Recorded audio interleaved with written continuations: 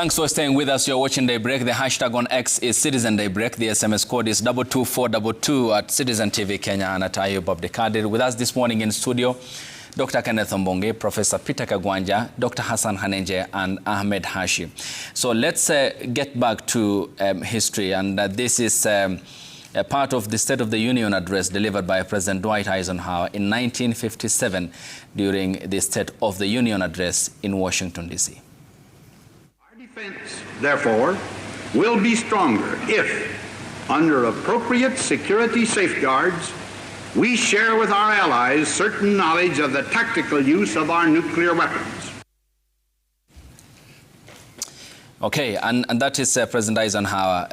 Coming to you, Dr. Hanenje. This was part of the Adams for Peace, and he later on welcomed Iranian scientists to be trained in America. Here, the world misses a point, is it, given America's inconsistencies over who is in power, because at the time it was the Shah. You know, unfortunately, the world has always fallen prey of propaganda of the powerful. And that's why very few people are actually conversant with the history, in fact, behind the nuclear issue we're talking about. Now, in 1957, I think as a way to convince their allies to stay in their orbit, Eisenhower signed an agreement with actually Iran to equip it with a nuclear reactor. 10 years later, they send Iran a nuclear reactor with highly enriched uranium. This is 1967, the time of the Shah. Now, this is a context that is actually lost. Now, all of a sudden, because then there was a need to contain the spread of Soviet communism, and it was convenient to convince their partners that, you know what, if you're going to be under our umbrella and you're going to be friends to us, then it's okay, you can actually have nuclear technology. Now, it's interesting because it's around the same time that actually Israel set up the nuclear reactor in Dimona, in the desert. And today is estimated to have anything between 400 and 1,000 nuclear weapons. And they've been a nuclear power for many years. In fact, it is Israel that actually helped South Africa become a nuclear power in 1971.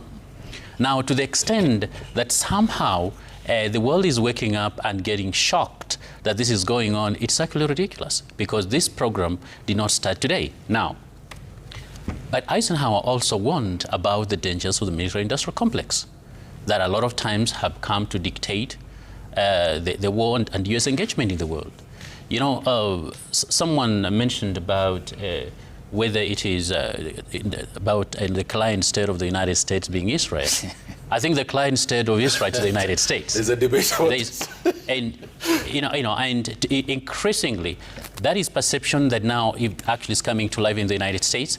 That one of the things I had predicted, the other year of the election, is that the Gaza issue was going to be Democrats' Waterloo, and Democrats did not want to believe that, even analysts, until this year the Democrats actually agreed that, because the Zionist enterprise in terms of being able to control public opinion has changed.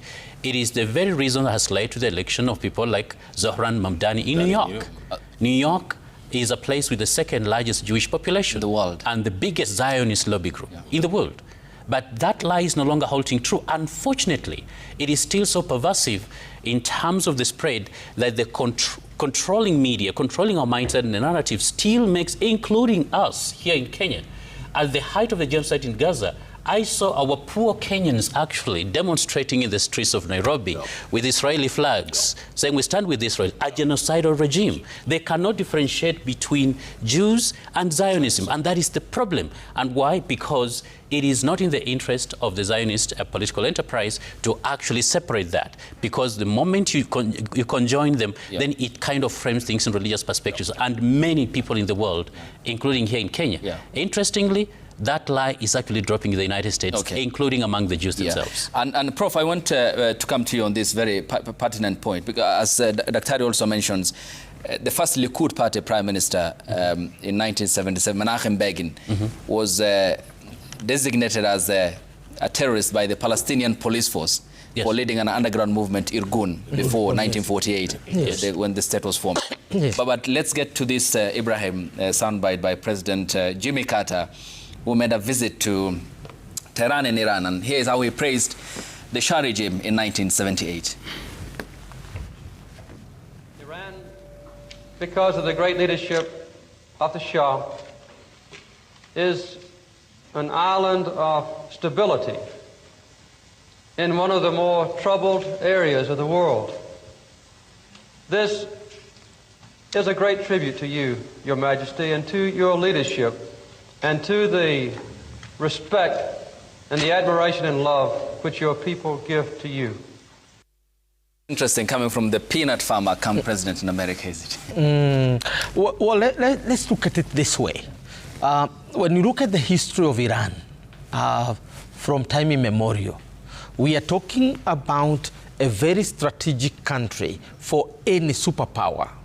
Every superpower, from the Ottomans to the Soviet Union to the United States and the Britain, they have always wanted to control Iran because it's very strategic. And therefore, they all have propped up puppet regimes in this country. You remember during the Second World War, 1941, what happened? The Soviet Union and Britain removed the Shah. They removed the Shah because they feared that he's beginning to become assertive, he's refusing their tutelage, and is going to join Germany, Nazi Germany, in the Second World War. So they removed him, and they put his son instead. And the Shah was exiled. So the Shah we are talking about, favorable, is the one who was now imposed by the Soviet Union and Britain. Then, obviously, he also went here and there, and finally, he was removed by a coup by 1953. And the CIA and the others returned him after 3 years of exile. And then finally, he is removed in 1979, much to the chagrin of the United States. So it's not new. Every power that is governing the world wants a puppet in Iran because of its strategic position. Look at the countries bordering Iran, and also its own resources. Remember, Iran is Persia. Those who like reading the Bible, Iran is Persia. Iran is the new name for a node civilization, one of the oldest in the world. When the Christians are talking about the wise men, the Magi, these are Persians who are coming to Israel to look for a king. Now, the point one is making is that the 1979 revolution was the first time Iran asserted itself as a sovereign, independent nation for many centuries. And the revolution was significant in the sense that it was a convergence of all the forces in Iran apart from external dominators. So whether you're talking about students, you're talking about the clergy, you're talking about the peasants, everybody now converged. Why? Because the West was now transforming Iran into a super, vassalage by what they were calling the white paper. Was the white paper, ultra-modernization using the model of the West. And that wreaked havoc on the population. They became poor, they became agitated, and that is why the Iranian Revolution came up. Now, and from day one, the West declared war on the Iranians. So when you see bombs raining in Iran and they are not shocked, and you don't see any surprise in their eyes, it's because they have waited for this war for almost 50 years. And they survived the Gulf War. Yes, and they knew how to react. Now, nobody thought that a country would be so daring as to attack the number of countries, almost 7, from Iran, Bahrain, Qatar, UAE, Saudi Arabia, and so on, simultaneously. And they are continuing to do that. And they are at the same time attacking Israel. So what does that mean? It means that I think the Americans had not studied their history very well. They have missed their history classes. Because if they had, they would have dealt with Iran differently. Second, they thought that decapitating or killing Ayatollah Ali Khamenei is actually the solution, that Iran will disintegrate. They forgot that this is a revolution which has so many leaders in waiting. For example, if you decapitate President Xi Jinping in China, have you done anything? No, you have just given him a holiday because another one will rise immediately and another one immediately. So the point is that the Iranians, irrespective of what people want to say, will stand. And why are they going to stand? Because they have been going through these classes for over 50 years. Yeah, okay. Yes, Doctor. I think deriving from what Professor Kawanja is saying is the need to begin to deconstruct the myth of the clash of civilizations. Which was given to us by the American political scientists. Professor Samuel Huntington. Yes. Well, that is an old, tired, and overdone myth to explain the crisis in the Middle East. Although some of our overly I think Western-oriented thinking tries to push that through, trying to keep the narrative that what is happening in Iran is actually an Islamist Ayatollah Khomeini who is having a jihad kind of mentality. So we need something that they popularly call in America regime change. No, far from it. The clear, and my colleagues have hinted at that, is actually the geopolitical power struggle in the Middle East, informed, of course, by regional dominance, serious security doctrines and ideas of balance of power somewhere in the middle. And this is based, and this is where the relevance of history comes in. And I'm glad everybody around the table, and I'm sure out there now they are beginning to appreciate the relevance of history, and probably us historians, is that American interest in Iran did not begin yesterday. It's gone on for centuries. And the modern interest traces back to the early 20th century when Iran discovers one of the richest depots of oil. And the British goes in with what could become the BP Shell, the British Petroleum, until 1953, you referred to it, when King Mossadegh nationalizes the oil in Iran and makes the West to be very jittery, and Americans, the Anglo-American alliance, goes in there very strongly, and they stumbled. And since that time, they have always wanted a friendly regime in Tehran. This balance was actually changed in the revolution of 1979, when the Ayatollah comes in and institutes a very religious-based regime in Tehran. And that is actually the genesis of this crisis. That's why you see, the Iranians are seeing what is happening as constituting existentialist threat to the country. And their reaction, which could be fairly understandable, is something anybody can do who is faced by a situation the Iranians are faced with. The Americans and the Israelis are pursuing their own, political and economic interests. So I think we need to move away from that narrative that this is a religious war. It is not. It isn't in any. Okay, Ahmed, before I come to you, let's have a breakdown of the map and first understand what this then portends for global trade. And here is a focus on the mappings that we have. This is on the Strait of Hormuz that's coming up shortly on your screens that you will be seeing. And the interesting thing about this is, as you can point out through our graphical representation, is where exactly that is.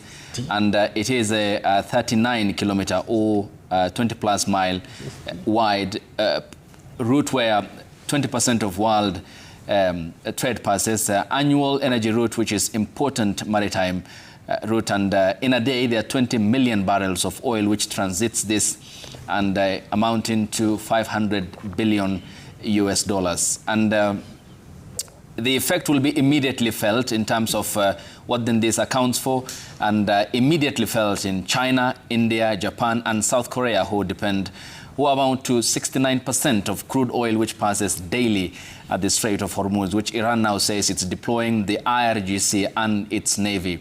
And countries that also use that channel include Iran, Kuwait, Saudi Arabia, Iraq, Qatar, and the United Arab Emirates, which is a very key route for global energy supply and the restraint this. So this is the geographical representation of what we are talking about. To understand, as Professor Peter Kagwanja pointed out, the Persian civilization and the geographical area of Iran as well, which borders Turkey, and also Iraq, Kuwait, Bahrain, Qatar, the United Arab Emirates, and you can see the proximity with which all this is happening in the Middle East. Yes, Ahmed. Following Professor Cox and Stephen Gill, who are distinguished professors in international political economy and happen to be my teachers, we need to maybe look at this from the point of argument of hegemony and counter-hegemony.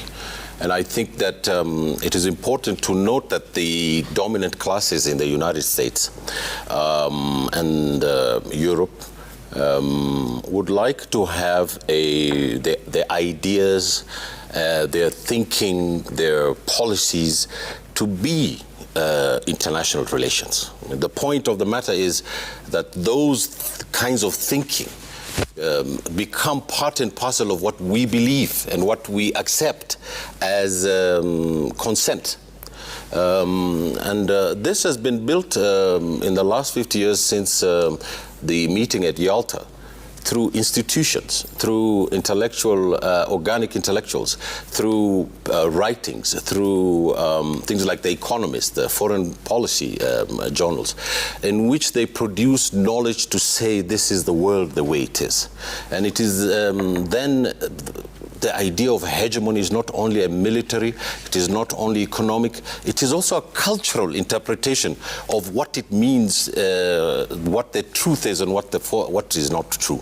And I think that now that we're seeing a counter-hegemony from the global south, we're seeing a counter-hegemony from world public opinion, that the moral attire of this hegemony is false.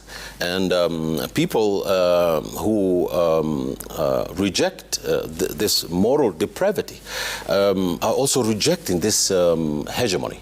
And it is very crucial to understand that without that moral persuasion, that the hegemony cannot stand. And that is why there is a division in the European and in the American political elite.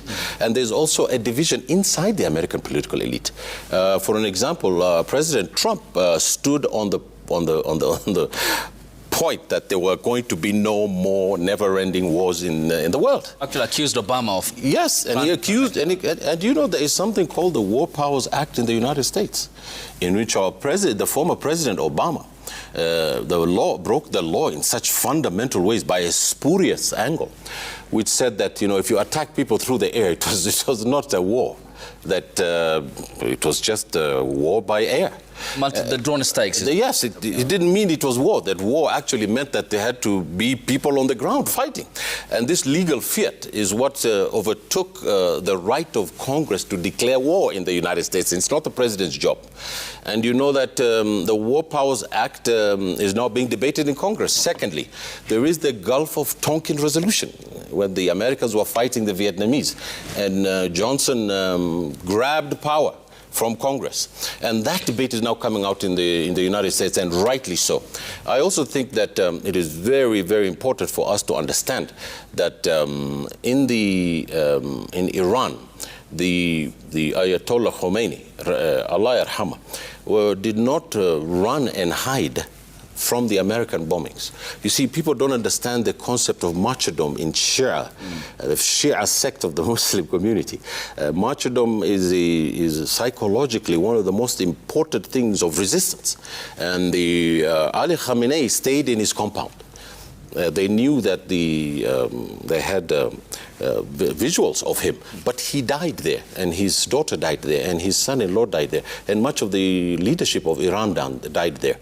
And the response in which the Benjamin Netanyahu and Mr. Trump was saying that the Iranian public was against their regime, that the Iranian people did not want the Iranian revolution, it has been proved wrong, because, you know, when Saddam Hussein died, or when it was caught or was invaded, the Iranian population came out and supported the Americans and said that this... The Iraqis. But today in Iran, the population of Iran is strongly with the Iranian government, and you can know it by the demonstrations of its people on the streets. One last point. Yes, please. I think it is very important, Ayub, that as Africans, you know, the response from us as Africans, because, you know, we are the original fellows who were bombed. We are the original fellows who went through this colonialism. And therefore, we understand apartheid. We understand the Boer when he wears his shorts and, you know, has got his gun on the side with his hat, because they were here in Nairobi not so long ago. And that is now writ large in international political economy. And it is very important for states and nations now to recognize that the unity of the people of this continent and in our region is very important, because the same forces have come to Somaliland. Okay. And that is, in fact, a gruesome, if not dangerous, inroad into what might happen to this region. One last thing. One last thing. That's very important. I also think that this is about China. I really want to make this point. I think that the United States is going through Iran to grab China and reduce its status as a power in international relations. Okay. And I think that's a very critical thing for us to understand in this discussion. Point made. And Dr. and Prof, of course, the Chinese factor here, I'll come to you. But also to put this into context, Dr. Khanenje, let's look at this cutaways that we also retrieved from the file footage in 1943. This was Joseph Stalin, Winston Churchill, and the American president Roosevelt in 1943. Here is when they arrived in Tehran. Yalta. Yeah, this was in Tehran. I was just talking about 1943. Yeah. And much of what they talked about, Dr. Khanenje, was how to divide Iran. Yeah. This was in the build-up to the 1953 removal from power of Prime Minister Mohammad Mossadegh. And you can see Churchill there in the military attire, the three who visited the country at the time. This was the race towards arms, and 2 years before the United Nations was formed and World War II had ended. Dr. Khanenje, give us some context into this as well. As Professor Kagwanja mentioned, Iran has always been that part in the Middle East. Each great power wants to have a piece of its pie. The great game. And it is a very ancient civilization, yes, but it's also one country that sits between the West Asian subcontinent that touches on Russia, Turkey, then the Middle East, and yet it's not Arab. So it's a very important country. Second, around that time, Iran was one of the most populous countries in the Middle East at that time, even at that time. Mm-hmm. Yeah. Countries like Saudi Arabia had barely 10 million people or less, as well as others. Others were not even in the equation, like UAE, for instance, or Qatar, they were not even there. And so, as the war had progressed, the victorious powers were discussing how they can be able to share the spoils. It's not just in Iran. Remember, the spoils were shared, kind of the remnants of the First World War.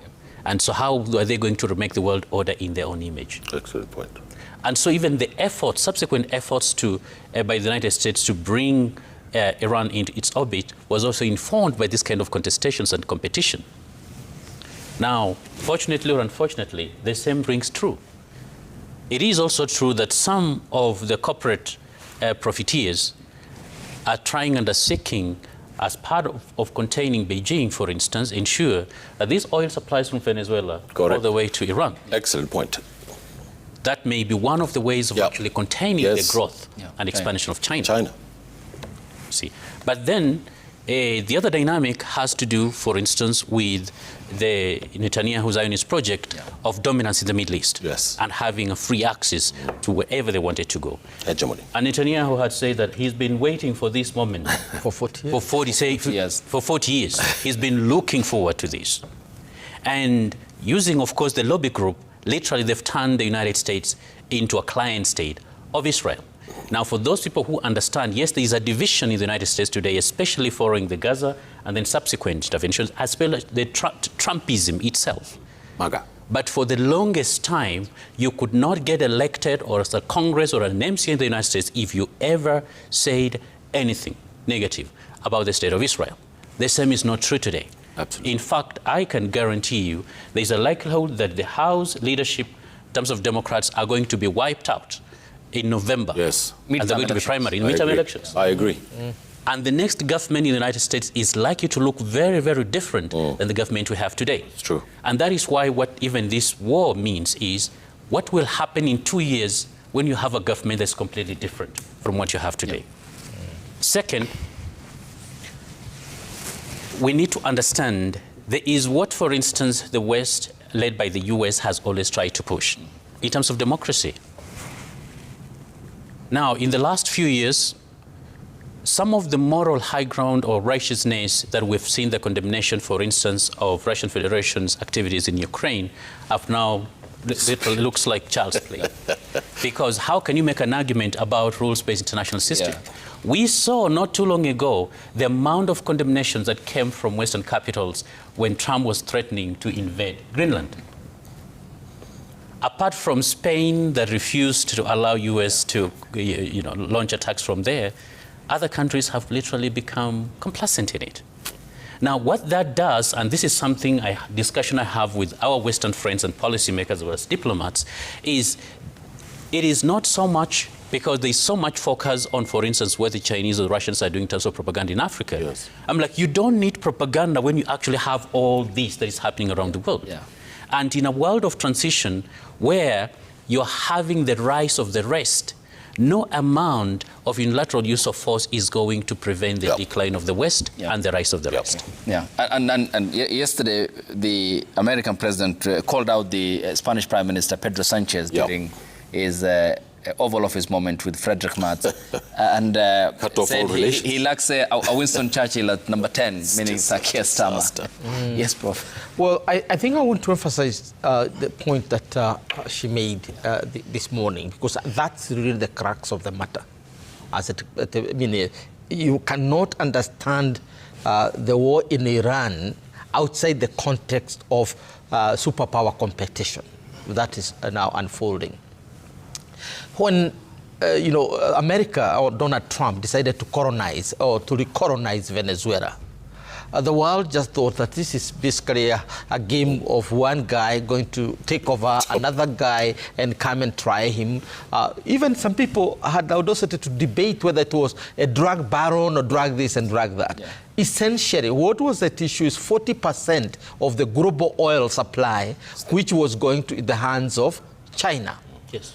Because China had signed deals with the Maduros, and they, even now as we speak, the infrastructure of oil extraction in Venezuela is in the hands of the Chinese. So that even if the Americans want to exploit that oil, they'll have to have some underhand deals with the Chinese, because they don't even have the resources to invest to extract that oil in the massive manner they wanted. Yeah. So Venezuela was one pillar of the new world order which is emerging. Which is basically a throwback to the 19th century colonial and the early 20th century colonization. The second is Iran. Iran is not about attacking. Iran is simply a pawn in a larger game. I agree. And it's a pawn in the sense that the Strait of Hormuz is the conduit of all the oil that is going to the world.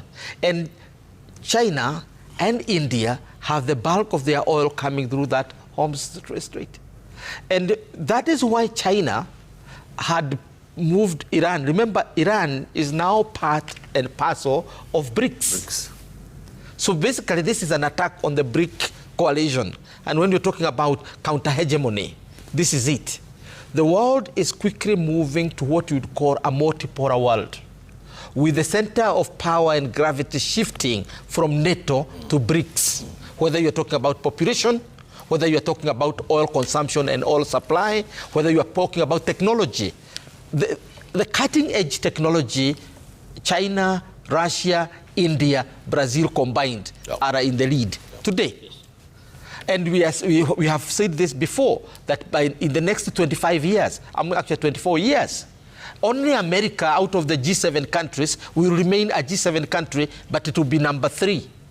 So when, I would call the former president, before Trump, came up with what we call the U.S. national security strategy. Yes. They very clearly said that the only country that is replacing us is China, and that the next, Russia will be on nuisance value. It is still very important because it has nuclear arsenals, but China is the one with the capacity, economic prowess, and the intelligence to replace that effectively. Right. And therefore, the idea in this decade is to stop China. Yep. That is what they're up to. Stop China. Absolutely. And they are doing that at any cost. Absolutely correct. But why is this difficult?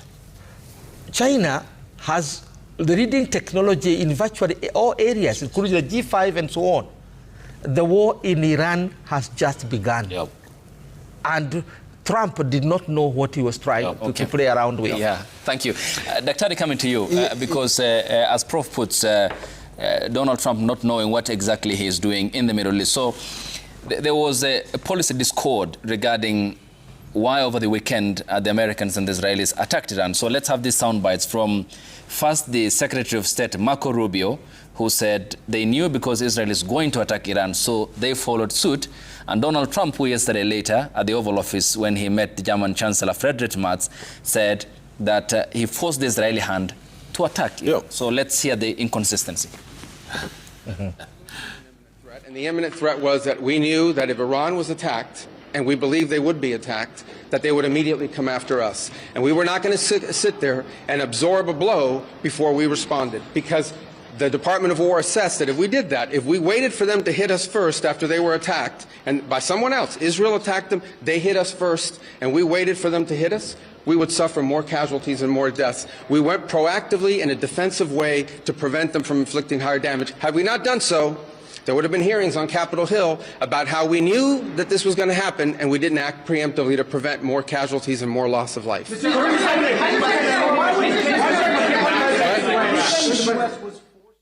And here is what his boss, Donald Trump, said at the White House yesterday evening. Did Israel force your hand to launch these strikes against Iran? Did Netanyahu pull the United States into this war? No, I might have forced their hand.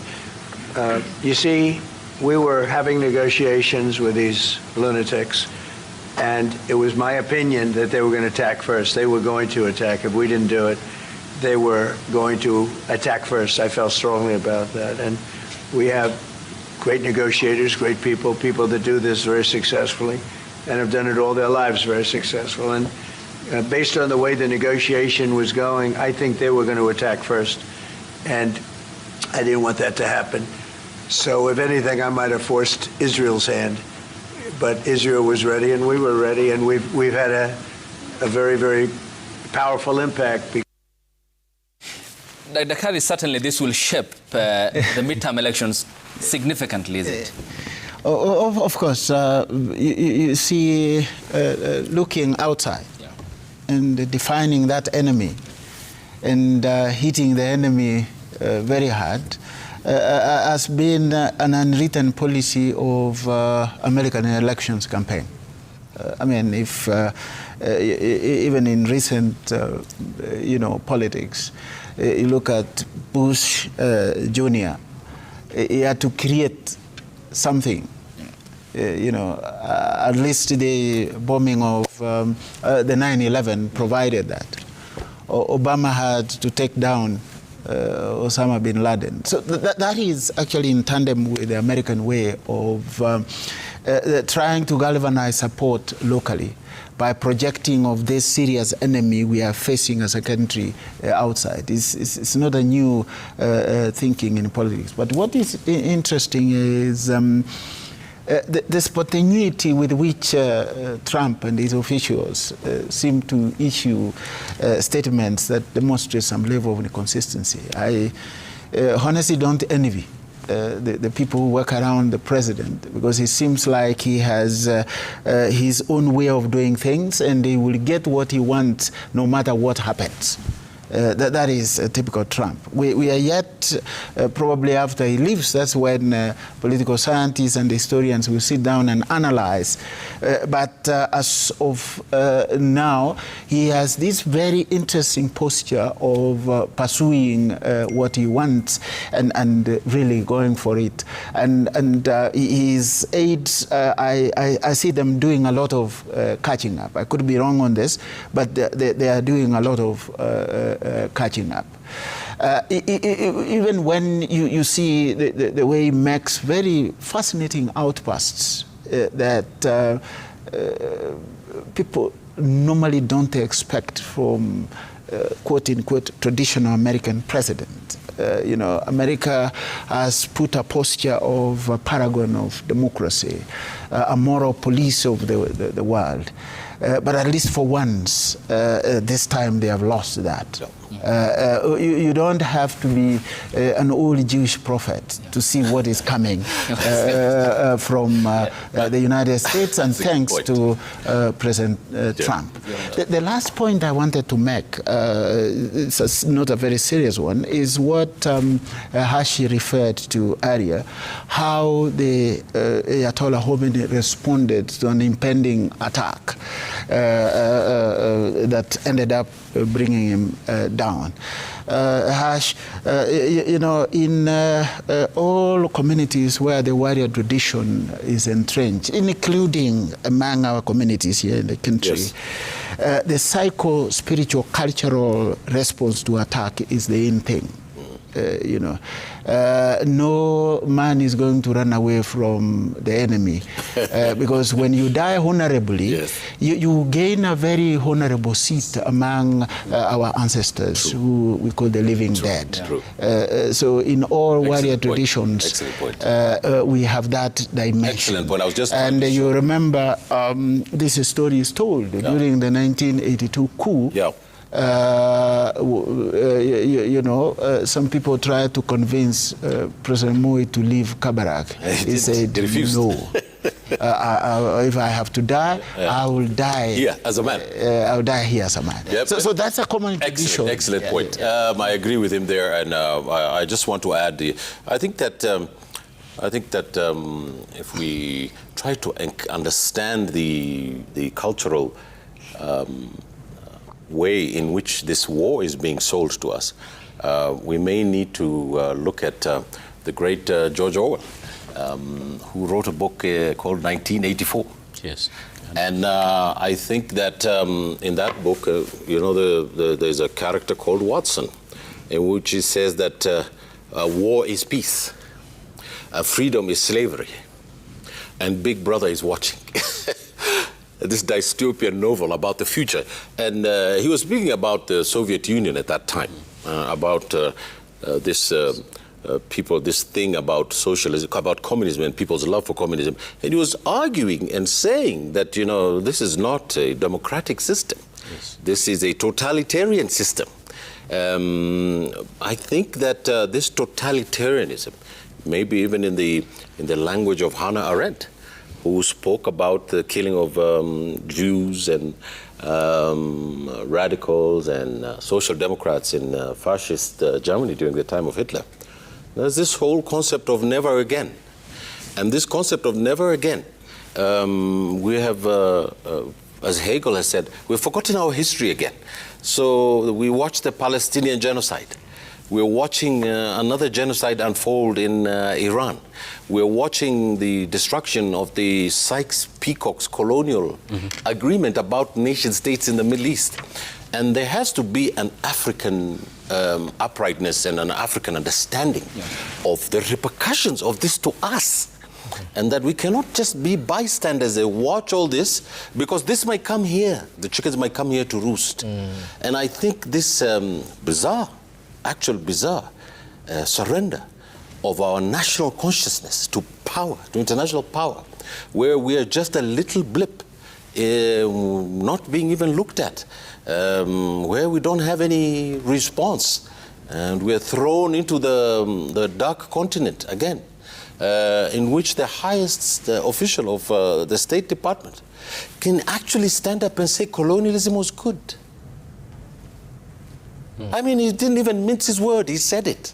And that means that the thinking or the mindset of the dominant class in the United States is on the extreme right, because you know the conservative right, Ayub, if you may, has factions. And people thought that this Make America Great faction, which was connected to the working class and the lower middle classes of the United States who had lost their manufacturing jobs, are opposed to war in the Middle East. They want manufacturing to come back to the United States. Mr. Trump was elected on those class divisions. And it looks like the person who, the vice president of the United States, has got tremendous influence over Mr. Trump. He's married to a Hindustani woman. And you know, Mr. Modi is the closest ally that of Netanyahu. And Netanyahu. The guy who burnt down the Babri mosque in Gujarat, and who speaks in neo-fascist terms. And India, which has been at the phalanx of the national liberation struggles in the South, has been turned upside down because of this othering of the Muslim community. And Muslims around the world, it may not be that Muslims are being targeted, but if you're a Muslim, all the countries that are falling, all the countries that are being attacked have one thing in common. They're Muslim majority countries. Okay. And that tells you that there is an intellectual agreement, particularly in the United States faction of conservatism, that there is a clash between civilizations, and that our dominant nature, as Mr. said in that Munich, Mr. Rubio said in that room, is a coup de grace. It is a speech. It's a coup de grace. It's a finishing blow. It says, "Let us finish them off." And said that in Europe. So so let's say, Dr. Ali, coming to you on this in regards to the consequence on Europe. But first, to understand also the civilization. Is there a misunderstanding? Because I'm looking at the breakdown of what the leadership in Iran looks like. At the top sits the supreme leader, who is chosen by assembly of experts. The assembly of experts elected after every 8 years by a popular vote. The president and parliament after every 4 years. And any laws by parliament must be approved by a guardian council, which is made up by senior clerics, and who also decide who runs for president. And if you remember Ahmadinejad, how he all came about. Yep. President Hassan Rouhani, Ibrahim Raisi, Masoud Pezeshkian now. And also this applied to Khamenei himself when Ayatollah died. The head of the judiciary then was picked by the supreme leader, and the president who oversees economic and political policies, and parliament, but have no, can be overruled in that regard. And there's a parallel army called the IRGC. In this context, do we miss a lot on the Iranian civilization? Because Ahmed this pointed out, Prof also said that even the father of algebra, Al-Khwarizmi, is from an Iranian. Without algebra, there will be no fonts. And without fonts, we won't type. You're asking if we miss a lot about Iranian civilization. Yeah. I think the question is not whether we miss a lot, is do we know anything about that civilization? Yeah, and what has happened, and unfortunately this is a bug that has infected a lot of people in the global south. We've, by accident of history, we were colonized. And because of that colonialism, it has shaped our epistemological locus in the way we look at the world, in the way we define reality. And because our academic space and our media space, again, is influenced 98% by them, that is what a worldview has actually come. Now, what in the 21st century as Africans we need to do is it enough to be a house slave laughing at a field slave? Yep. Do we understand that actually that is where we are? That when we celebrate someone else get fall, we are like house slaves, yes, laughing at a field slave, forgetting we're actually all slaves. Second, how can you build agency when you don't know even what that agency looks like? We've spoken about African solutions to African problems, and I've always argued that agenda cannot be successful without African money at all. And we're not invested in that. When it comes to knowledge, how do we understand the world? Even at a time when it's very clear the world is changing, even at a time when it's clear you're having double standards, African agency is missing in these discussions. We are so scared and intimidated by pale-looking people that somehow inferiority complex makes us actually not stand up for ourselves or even speak to very clear moral questions about the world. You will never be respected if you don't respect yourself. And that has been a quagmire that has also affected policymakers, even diplomats. And I dare, for those of you who travel, go to an international setting where you have people from all countries and see how many voices are going to be there. You're going to see African-looking people in there, but they tend to be extremely terrified to even actually be able to make themselves heard.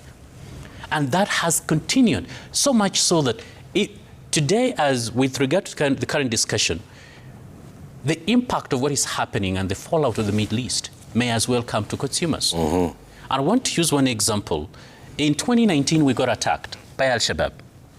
For those of us who work in the CVE space, some of them at great risk, whether they're in the security or they're out there. What was the reason that Al-Shabaab offered? Al-Shabaab, the reason they offered is, well, we were part of, I think, 5 of so tiny little countries that were there when Kushner, Donald Trump's son-in-law, was opening a U.S. embassy in Jerusalem. In Jerusalem, 2017. We paid for that, you see. And there's a likelihood that today terrorists are trying to capitalize on any of these, and we may find ourselves in crossfire. It is important for those people who want to understand out there, because who perhaps are not very familiar with geopolitics, the chasm that existed and the schism between the Shia and Sunni has narrowed tremendously. And forces such as countries such as Iran, within now the larger Muslim world, have actually become probably the most popular. Why? Because of standing up for what 2 billion Muslims, as well as many people in the global south, view as justice. And so if you're going to, for instance, take a position that you think you're with majority, we may find ourselves being in extreme minority, but then also make ourselves targets of things we've long fought successfully, but at great cost in terms of money and blood. And I think as a country and as a region, we need to look at ourselves in the mirror and look at where the world is going and decide where should we go and how should we deal with our friends, both old, emerging, as well as new ones. And Prof, you were in France last year, yes, at the height of the winter. Yes, I was. And Europe certainly, and where Rubio made the speech in Munich is where the Berlin conference happened. Where they scrambled for us and partitioned our continent. Yes. But worst case scenario, as Trump yesterday pointed out at the Oval Office, if the regime falls in Iran, it borders Turkey. Turkey is not an EU member, certainly. Will that open up floodgates of migration? And what does this then mean for Europe, where America today views that continent undergoing civilizational erasure, according to Marco Rubio and Donald Trump, and basically its politics and its outlook on demography? Will reverse colonization happen in our lifetime? But let's first of all, you know, there's this example I always give, and it's not the best, but I can't avoid it. You know, the Hitler's high command meeting and issuing the statement that the Jews are stinking. And then the Jews of the time went and called one of the largest conference to discuss why they are stinking and what they should do. So you accept the proposition first and then proceed on a long premise. You know, why are we stinking and what do we do not to stink? You have accepted. Now, in our case, we have accepted that Iran is going to fall. It is not going to fall. Because as he said earlier on, this was an organic revolution. It was not copying. It was not copied. It was not copying the Soviet revolution. Yep. It was not copying the Chinese revolution. It was not copying any revolution. It was very organic and involved everyone. Now, they may have disenchantment about sections of their community, but the idea of the revolution stands. Two, it would be very anachronistic to think the way the West is thinking, that you can replace a democracy, the way you have described it, a very accountable system in all ways, with a monarchy which was decaying, because the Shah monarchy had decayed. And this is, you want now to bring back the Shah. I've seen he's trying to prepare to come back. Come back to what? Look at Afghanistan. They tried to bring the old people. What happened? America had basically to scramble out of Afghanistan.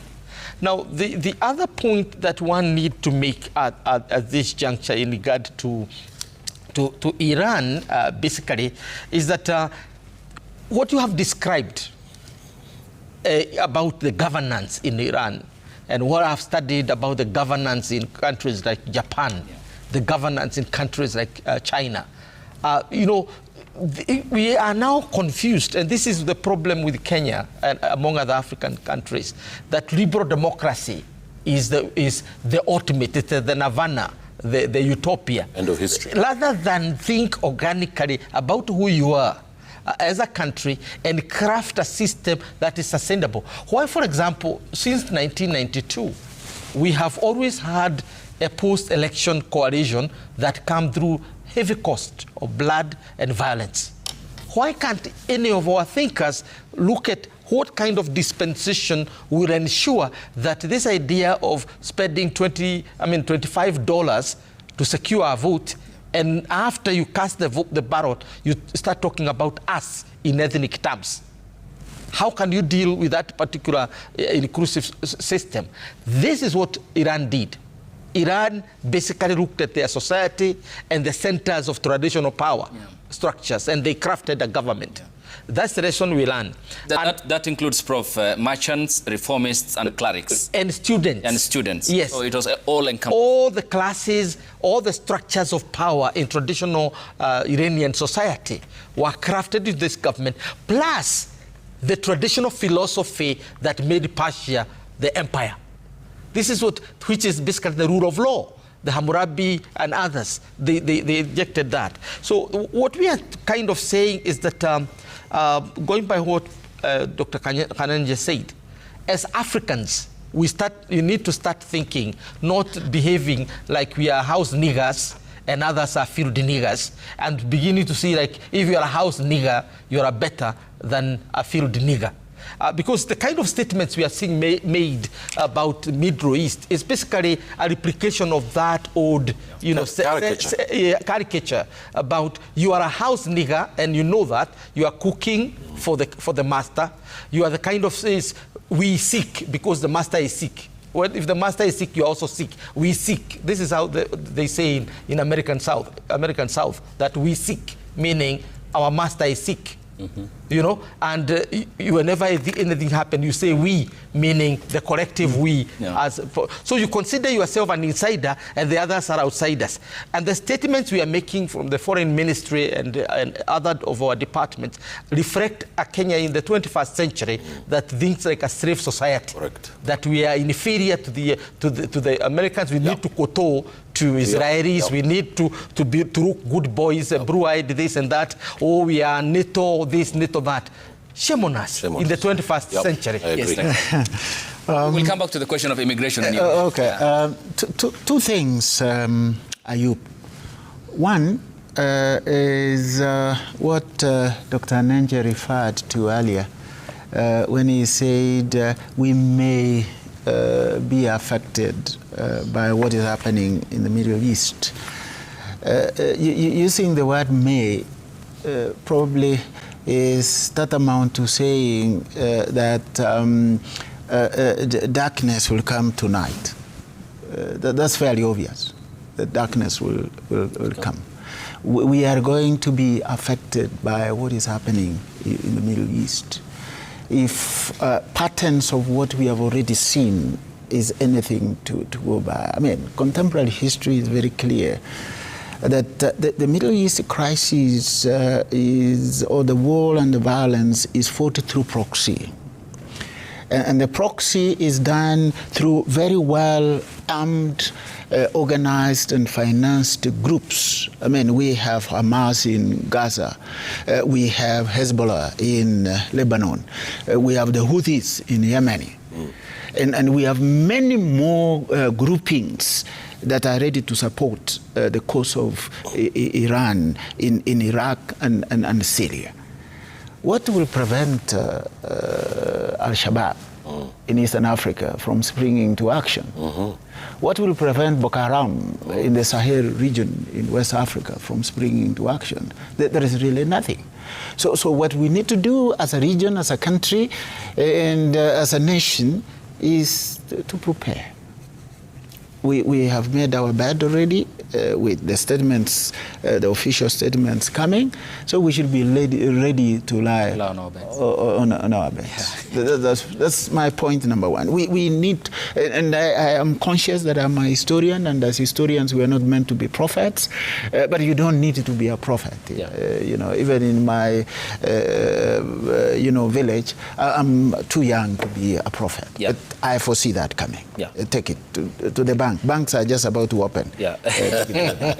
Number two is the idea and notion that Africa, we have been on the fringes for far too long. Dr. Nenche and Prof referred to that. What we need now, in all sincerity, is what one of our own, Professor Ngui Wadiongo, called moving the center.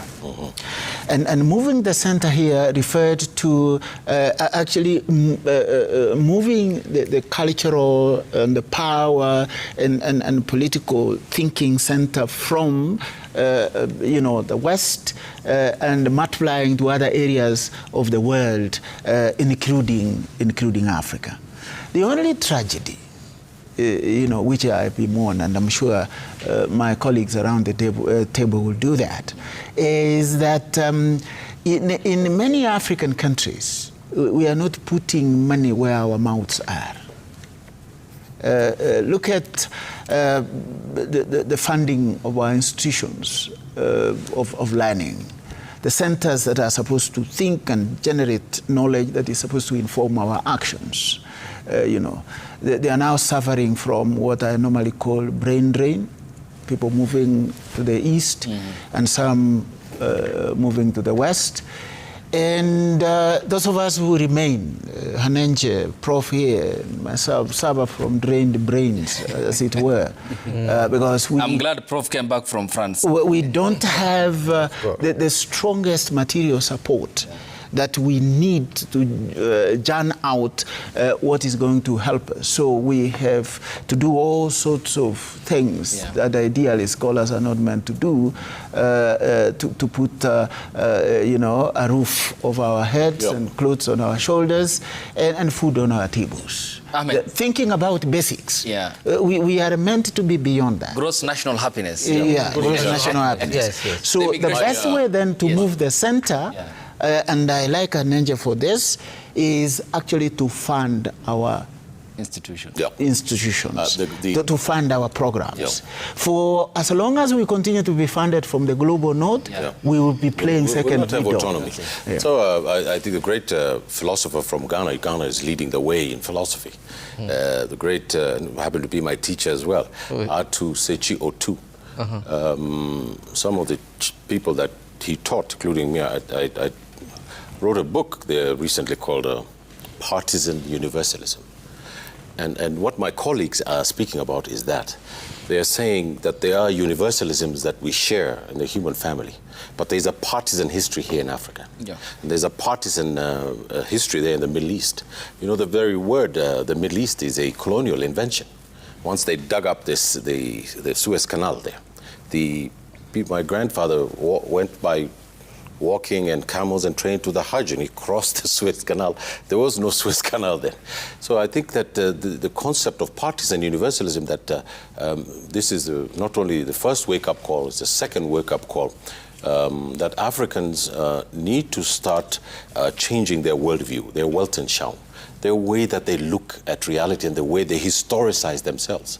The great Tony Benn, in his last speech in the British Parliament, spoke about, on the eve of the bombing of Baghdad, probably the oldest city in the world, about what the English or the British government was doing and how immoral it was in joining that operation.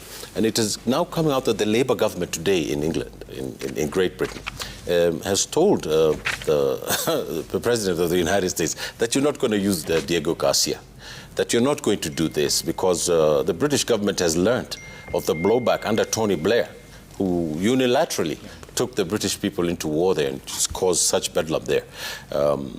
This counter-hegemony that I've been speaking about, that is, unless we place ourselves in this counter-hegemony, unless we work for East Africa, unless we end corruption, unless we change the leadership and we get the leadership that we want in our region and in our continent, the way the Sahel is doing it, the way people in West Africa are rejecting the old-time corruption and the classes that are connected to the metropole, who continue to suffer, make us suffer under the boot of this neo-colonial paradigm that we live in. And I think that it's very important that we start to conceptualize our own philosophies and our own ways of being, and saying that, never again, because when the boats that came to West Africa and here in Angola and here in Mombasa and put our children in those ships and sent them away, it was because these chiefs and these African chiefs had not understood what was happening in the world and what the world view was all about. Thank you. And I put it to you, Ayub, lastly, that it is very important that we know that this war is not only about Iran. My senior and my teachers also alluded to it, Mr. Kagwanja, that before the Second World War, Japan was cut off from oil. The reason why Japan bombed Pearl Harbor was because they didn't have oil to run their country, to run their industry. So this meant to suffocate China. To suffocate the Japanese, to get them to be lowered to a certain level. And what the American government is doing is, Trump said it in his own mouth. He said, tell the Chinese to come and buy the Venezuelan oil that we took from South America so they can buy it and we'll give it to them in a good price. That is blackmail. Okay. Just something quick and small. You know what many people don't realize, that even in the mere description that we use, Middle East, we continue to be victims of imperial designs. Because the phrase Middle East was actually coined during the height of the British Empire, when London was actually the capital of the world. Yes. And India was one of their greatest, colonies. And Winston Churchill described it as the jewel on the crown of the British Empire, that is India. So the middle that we talk about is actually the middle between London and Delhi. When you look at the countries we describe as the Middle East, they are in the middle of London and Delhi. And we are still continuing using those imperial conceptions to describe a region, poor us. It's like Dr. Khanenjan, before we sample the feedback. President Ruto, I think a year or so ago while in Beijing, he said we should seek to become the co-architects of the new world order. This is something I absolutely, agree with him. Kenya is the most important country in this region by a mile.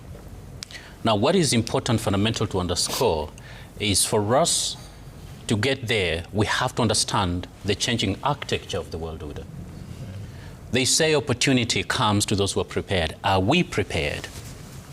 Do we understand enough?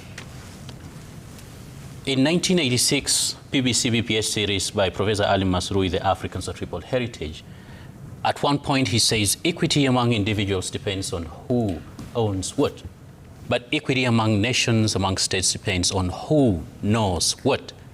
Do we know the kind of things we need to know to become the co-architect of the new world order, which is going to be fundamental in advancing our national interest today and tomorrow?